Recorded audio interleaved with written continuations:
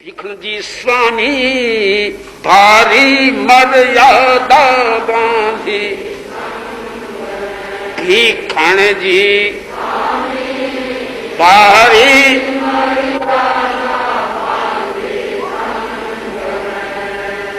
भीखण जी स्वामी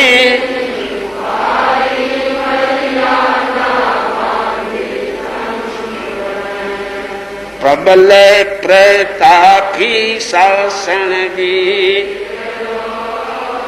प्रबल प्रतापी जिनमें जग रही जगमग,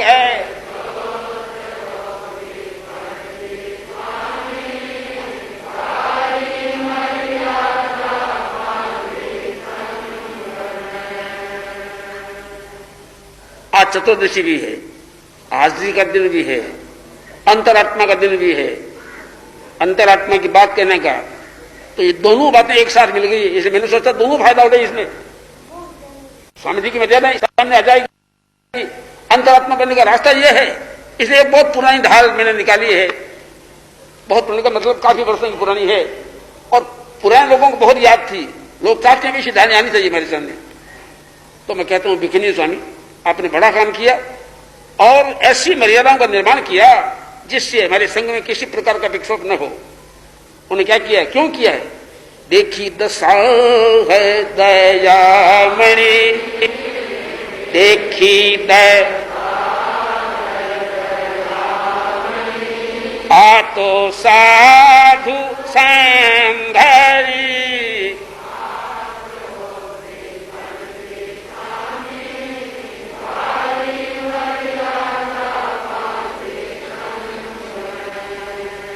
कांप्यो कड़े जो मारा,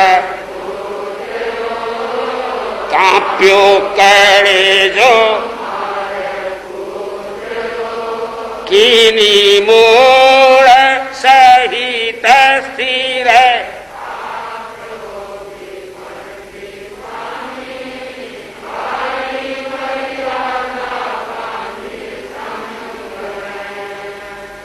ऐसा क्यों किया? स्वामी जी अनुभवी थे। उन्होंने धर्म संघों की, गच्छों की, संप्रदायों की अंतर दशाओं को देखा और देख के उनका कलेजा कांप उठा। बोले हाँ ये स्थिति है। साधु बने, घर छोड़ा, कुटुंब छोड़ा, परिवार छोड़ा, फिर विक्षोभ नहीं मिटा। इस तरह से चेलों के लिए, खेतों के लिए, कपड़ों के लिए, पात्रों के लिए, सुख सुविधा के लिए लगना देखे ना, ये कोई काम की बात है क्या? कांप गया उनका कलेजा। उन्होंने सोचा तो एक ऐसा संघ बनना चाहिए जिस संघ में ये स्थितियां बने ही नहीं। इस बात को दृष्टि में रख के और अपने मूल स्थापित किए। सबसे पहली बात उन्होंने क्या कही है? सकल साधु अरु साधवी, सकल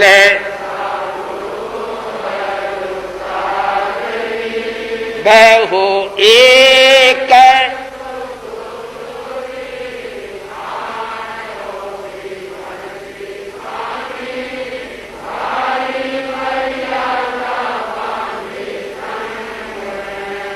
चेला चेली आप रा, चेला चेली कोई मत करो, करो पचखा,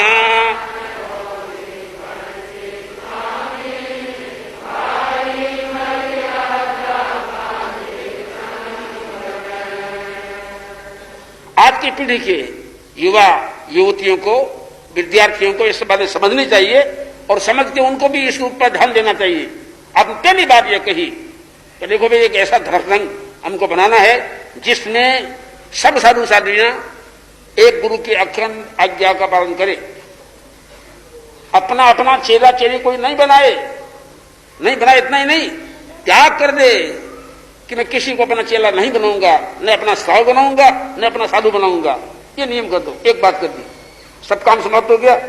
आगे चले तो सोचा ये बात फिर होगी, चेला चेला नहीं बनाएगा, किंतु गुरु बनने की भावना रही तो, उम्मीदवार कोई बन गया तो वहां फिर क्या हुआ है? गुरु भाई चेला कोई सूपे गुरु निज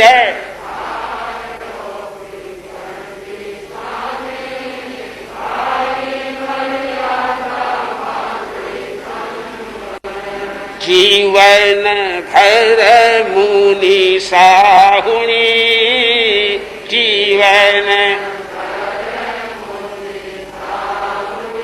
कोई मत लो पोत सकार हो।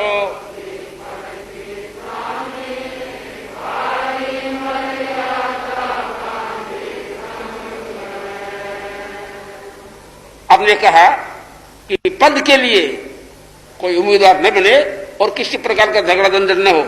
आप लिख दिया आचार्य, वर्तमान आचार्य गुरु भाई या चेले को अपना भार सौंप दे, अपना अधिकार सौंप दे, उस समय सब साधु साध्वियां उसकी आज्ञा को स्वीकार कर ले, ननु नस न करे। ये दूसरी बात कह दी, बड़ी कठिन बात है। एक ही आज्ञा का पालन हो सकता है, उसका प्रभाव है, उसका पैसा है, पर मेरे जैसा 22 वर्ष का छोटा लड़का उसको लाके सामना खड़ा कर दिया गया और 80-80 वर्ष के साधु साध्वियां भी अच्छे अच्छे व्याख्यानी विद्वान। मेरे मन में आता कालू ने काम तो कर तो दिया, कैसे होगा ये बड़े बड़े बुढ़े बुढ़े विद्वान साधु मेरी बात कैसे मानेंगे, कभी कभी मन में आता। पर जो ही चादर दी कालूगढ़ी ने और जो ही आपकी सारी सत्ता मुझे सौंप दी आपने, मैंने देखा एक दिन भी ऐसा नहीं आया जिस दिन किसी साधु के मन में ऐसी बात आई हो कि भाई छोटा सा साधु है, इसकी आज्ञा कैसे पहले हम लोग। बड़ा एक मन में गौरव हुआ, मन में गर्व हुआ कि कैसी स्थिति है, क्या बात है। और सबने मुझे कालूगढ़ी ही माना, ऐसे ही मान लिया। और मंत्री ने कह दिया कि हमारे आचार्य कितने वर्ष के है, 82 वर्ष के, 82 वर्ष के। कोई आगे पूछा तो मंत्री आचार्य कितने वर्ष के है, कितने वर्ष के है, 82 वर्ष के। अक्का पक्का रह गया, 82 वर्ष के। महाराज मैंने सुना 22 वर्ष के, बोले नहीं 82 वर्ष के हैं। कैसे महाराज, रे भाई इतना ही नहीं जानता है, 22 तो आपका 60 कालूगढ़ी का, बोल 60 22 कितना होता है कैसे। अरे मूर्ख समझता नहीं है, अपने आदर जाते समय सब कुछ दे जाते हैं, अवस्था भी दे गए। बड़ी विलक्षण बात है। और मैं समझता हूं स्वामी जी आज तक भी ये स्थिति बराबर रही है। जब कभी भी आचार्य किसी को भार सौंप देते हैं, दायित्व सौंप देते हैं, तो फिर साधु साधु हमारे इतनी विनीत, इतनी विवेकी, इतने विनम्र, इतने चिंतनशील है कि अपना दिमाग उसमें लगाते ही नहीं है, चिंतन लगाते ही नहीं है कि बस जो गुरु क्या वो ठीक है। ये दूसरी बात है उनकी।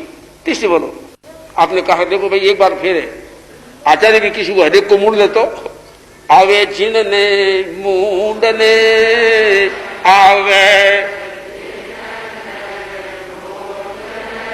कोई मती रे बधा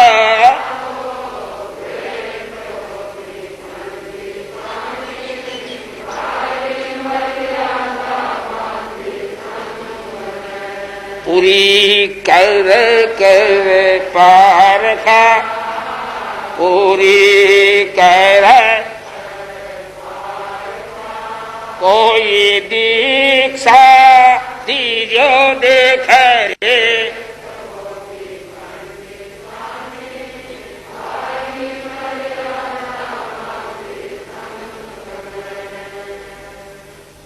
तीसरी बात क्या विशेष कहिए, आचार्य भी किसी को दीक्षा दे तो आवे जिनने मूड ने आया, हाँ बड़ा चेला आ जाओ, मूड मुड़ाई साधु बन जाओ, ऐसा नहीं।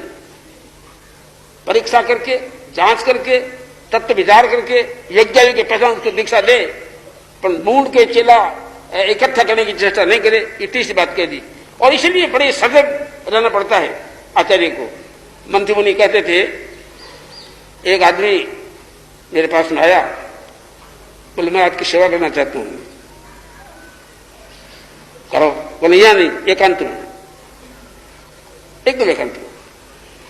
कहते मुझे ऊपर ले गया, ऊपर मतलब सीढ़ियां चढ़ा के ऊपर, बूढ़े साधु थे कि वो उस समय में उनके सुपुर्द था ये काम कि जांच करना कौन कैसा नहीं है, दीक्षा की काबिल है कि नहीं है। ऊपर ले गया, ऊपर जाके बिल्कुल एक वाला बोले मंगल में मेरी दीक्षा लेने का भाव है। यही बात कहनी थी, कहीं कहनी थी, ऊपर क्यों लाया? एकांत में तो मंत्री मुनि बोले सोने दीक्षा की बात तूने की है, आइंदा कभी बात करना नहीं, इस दिन में तुझे दीक्षा आती दिखे नहीं।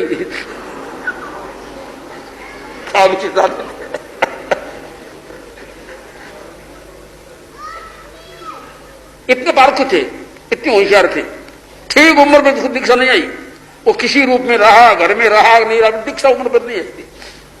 तो ये हमारी कसौटियां हैं कि फिर देख लो दीक्षा के काबिल कोई है कि नहीं है, और ऐसी दीक्षा किसी को मत दो। चौथी बात फिर रही, उलझन क्या होती है? उलझन एक होती है कि कहीं तत्व का, श्रद्धा का, आचार का नया बोल निकल जाए, वह एक बड़ी भारी खराबी हो जाती है। तो आपने कहा बोले श्रद्धा, बोले श्रद्धा कोई न वो निकाली,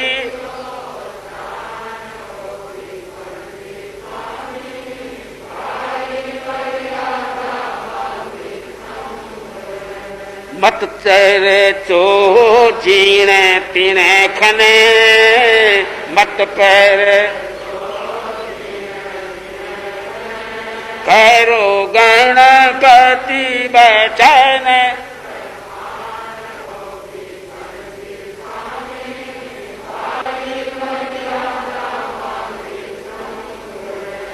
जो हृदय बेसे नहीं, जो हृदय तो ही मत करो खींचा,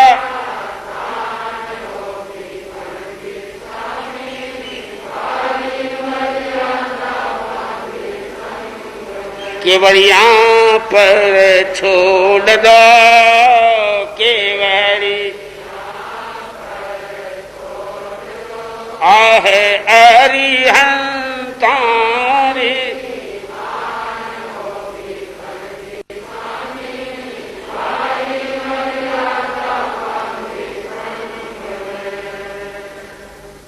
एक दिक्कत करने की बात यह होती है कि कहीं कोई नई बात निकल जाती है, बोल श्रद्धा का, तत्व का, सिद्धांत का, आगम का नया बोल सामने आ गया, उसमें खींचातानी हो जाती है। ऐसा करना कि नहीं करना, ऐसा पहले होता था अब नहीं होता है, ऐसा होना चाहिए कि नहीं चाहिए। इन बातों को लेकर स्वामी जी ने कहा कभी खींचातान मत करो, सबके सब केवल ज्ञानी नहीं है, बहुत रहस्य वेद्य नहीं है। नई बात आवे तो बैठो, चर्चा करो, चिंतन करो, विचार करो, निर्णय करो, न हो आचार्य की बात मान लो, वो भी गला नहीं उतरे तो इदम तत्व केवल गम्य कर दो, खींचातान मत करो। आखिर आचार्य की बात को मानना लाजमी जरूरी हो जाएगा, जचे तो ज्ञान से, नहीं तो श्रद्धा से। एक इतना बड़ा अच्छा बोल बन गया, इससे किसी प्रकार का कोई जंजल खड़ा नहीं होता है, झमेला नहीं होता है। अब तक भी इन बातों को लेकर जिस किसी ने झमेला किया वो खत्म हो गया, नई बात की है, एकदम देना चाहिए, लगता नहीं एकदम नहीं, प्रज्ञा जागी हुई थी उनकी इस दृष्टि से। तो ये भी झमेला खड़ा नहीं हुआ किसी प्रकार का। अब एक बात फिर बाकी रही, वो क्या है? उत्तरती गण गण तनी, मत करो मत सुनो सेन, संयम पालो संतरो, पल पल निज। ऐसी बात ये होती है, कई साधु कई साधियां साधु साधिका संग में तो है, पर उनकी वृत्ति ऐसी मां भीतर भीतर उतरती बात करते रहते हैं, आलोचना निंदा करते रहते हैं। आप ऐसा कभी मत करो, जिस डाली पर बैठो उस डाली को काटो, जिस घर में रहो उस घर को कमजोर बनाओ, बिल्कुल ठीक नहीं है। उतरती बात को न सुनो न करो, बिल्कुल नहीं। क्यों करो उतरती बात? समझ लो, जान लो, पहचान लो, उतरती बात करने से कोई फायदा नहीं है। और उत्तर सुने भी नहीं। कोई सावक सुने तो उसको नहीं, ऐसी बात सुनना नहीं है। कोई सावक सुने कि महाराज संघ की उत्पत्ति करते हैं, उनका फर्ज है वो सीधा गुरु के पास पहुंचे, पता नहीं बात महाराज ये बात ऐसी कर रहे हैं, ठीक नहीं है। पूरा अधिकार सावक को भी ऐसा अधिकार है। तो ये भी एक जल्द मिटा दिया। अंतिम बात क्या रही है? अपछंदा गणस्यों ठहरे, एक दो तीन अपनीत, साधु तन श्रद्धोमती, कोई मत करो परिचय प्रीत। कुछ साधु संघ से अलग हो जाते हैं, 1 2 3 4 5 10 12 हो सकते हैं कभी कभी। तो आप सोचो इतने साधु निकल गए, क्या बात है? चिंता मत करो, इतनी क्या हो गया है? सैकड़ों साधु एक साथ निकल गए, सैकड़ों साधु एक साथ निकल के निकाल दिए गए गर्गाचार्य की, एक साथ। जेठ की जेठ खाती रह गई, जमाली निकल गया, सैकड़ों एक साथ निकल गए। चिंता मत करो, संख्या की बात मत करो, कितने निकल गए, कौन निकल गए। संघ संघ है, चिंता की बात नहीं। इसलिए आपने कहा अपछंदा अमृत स्वच्छंदाचारी संघ से बाहर हो जाए तो श्रावकों का क्या कर्तव्य है कि संघ के बाहर के लोगों को बिल्कुल प्रश्रय मत दो, आश्रय मत दो, प्रश्रय मत दो और उनको बढ़ावा मत दो। ऐसा अगर करके क्या करोगे? ऐसा करने से बड़ा नुकसान हो जाएगा। कल ही कुछ भाई आए थे पंजाब के, अहमदगढ़ के, बैठ गए, बोले महाराज बड़ा संवेदन करते हैं। मैंने कहा संवेदन तो करते हैं लेकिन इसमें कारण बने तुम लोग कारण बने हो इसमें। उसमें पंजाब के लोग अगर इस रूप में एक छाती के ठंडा करके प्रश्न नहीं देते तो उनको सोचने का मौका मिलता। तो उन्होंने कहा नहीं महाराज आओ, पंजाब आपका है, इसमें कारण तुम बने हो। बोले हमारी बात तो सही है आपकी, सही बात, बिल्कुल सही बात है। तो अब क्या हो? अब तो लाभ निकलेगी, हाथ से कुछ होता नहीं, होने का नहीं। सचमुच मन में चिंतन संवेदन है। तो कहने का इतना ही मतलब है कि साउथ साहिब का हमारे बड़े संघ के वफादार रहे हैं, कभी भी संघ से निकले हुए साधु साथियों को प्रश्न उन्होंने नहीं दिया तो संघ बराबर चल रहा है। और जहां कहीं कोई 2-4 साल के ऐसे हुए, वो ही बिगड़ गए, उनको ही बिगाड़ा, नुकसान हो गया। इसलिए मैं ये बराबर कहना चाहता हूं, भिगड़ी स्वामी ने कितना बड़ा काम किया है, ऐसी मर्यादा नहीं बनाई है, हमको बहिरात्म होने से बचाया है, बचाव कर दिया। जो साधु साधियां इन मर्यादाओं के अंतर्गत चले और बराबर का पालन करे तो बहिरात्मा होने का बहुत कम मौका मिलेगा, अंतरात्मा में रहोगे। ये स्थिति हमारी है। इसलिए सब साधु साधियां आज्ञा मर्यादा की अखंड आराधना करें।